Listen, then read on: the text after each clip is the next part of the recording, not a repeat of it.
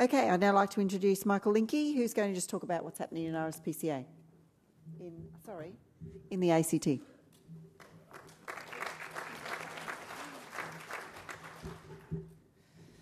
Thanks, Joy. You'll have to put up with me as well. There's no slides for this one because who'd want to look at slides about legislation? Dear me. I wouldn't, so I didn't bother writing any. Just to give you an update of what's in Canberra and what's happening, we've had compulsory desexing in Canberra. 6 months of age is for puppies, 6 months of age for kittens, which was recently changed to 12 weeks of age for kittens for 10 years. And it hasn't solved a lot.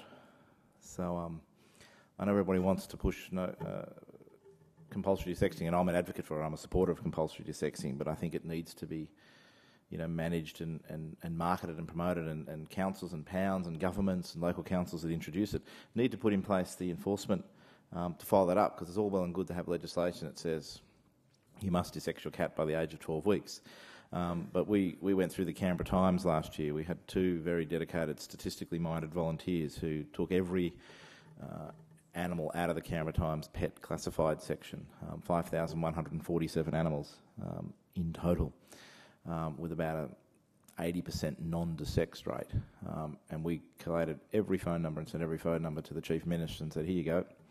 Here's 4,000 people that haven't desexed their pets. We've done all the homework for you. Here's every phone number, and ring them up. And they've done nothing with it. The government's done nothing with it. So we then did Canberra Times again second year, last year, exactly the same type of figures, exactly the same results, and we did the same thing. So again, it's about enforcing that legislation. It's all well and good to have legislation, but it's got to be backed up, it's got to be promoted, it's got to be supported. We've also got compulsory microchipping in Canberra, was introduced last year, which is really working. We've had a number of microchipping days. The council is doing a number of microchipping days, free microchips or $20 microchips, which is great, and it's getting a lot of success. We're now getting about 92%, 93% reclaim on our dogs, and our cat reclaims are increasing. They used to be at about 10 or 12% for cat reclaims. They're only about a third now, 33%, which is good. So microchipping, desexing is happening. One of the big debates in the ACT over the last 18 months has been the sale of companion animals through a range of sources. It started with a pet shop sale, but that's been extended now to market stalls, newspapers, internet, a whole range of things. The disappointing thing for me is that the government has been sitting on it.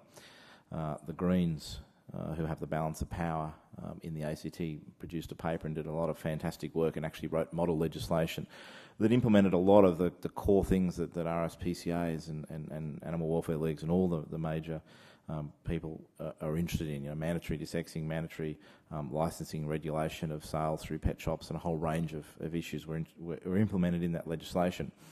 And the Labor Party voted it down because they felt the Greens didn't go through a proper consultation process. So it was reasonably disappointing for us when 9 of the 10 things that the Greens had promoted in that legislation were exactly what RSPCA wanted, were things that the government had supported, were things that the Liberal Party had supported.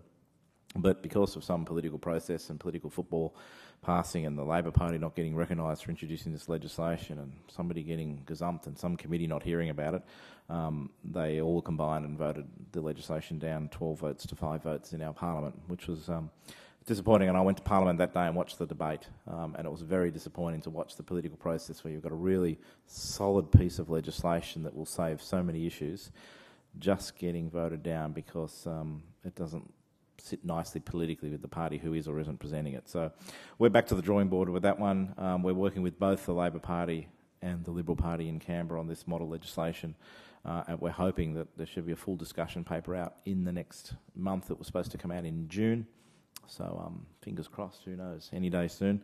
We're supposed to see it, but that should see the light of day in the next couple of weeks, I would hope, and there would be significant discussion on that, and then hopefully get that through our passage of Parliament before the election in Canberra. Next year we've got a big election. Well, not a big election, it's Canberra. God, no election's big other than the federal stuff.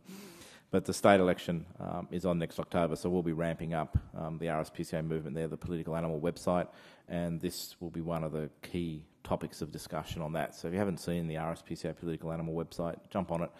Victoria did a fantastic job with their last election and pushing the political animal website. Queensland's up next, and then it's ACT will be taking over the political animal website. So a really good website that talks about the issues that RSPCA is trying to push in each of the states as elections come around. And that's pretty much it, I suppose, in Canberra. Not a lot happening, a lot of discussion, a lot of talk. A lot of talk on puppy mills and puppy factories. One of the defences that the government is using is that there's no puppy factories in Canberra. But, so what?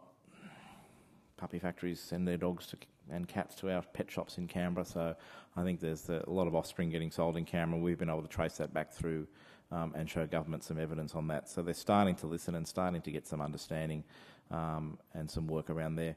We've also recently done some work on cats and feral cat control and TNR, and a little bit of talk about TNR in Canberra. The government's done a survey on cats, and they've discovered that 50% of cats are unowned in Canberra. And the argument we have with the veterinary community is that 93% of cats that present to vets are dissexed, and I'm sure the responsible people that take their cats to the vet every year are dissexed. It's the people that don't take their cats to vets and the roaming population that causes problems with breeding. So we need to do some work there, and the government's done some research and some work in that regard. So that's pretty much it on the front in the ACT. Not too much joy, but just a little bit of an update, and we're obviously monitoring what's going on in other states, and there's been some really good moves in other states with chops and changes here and there.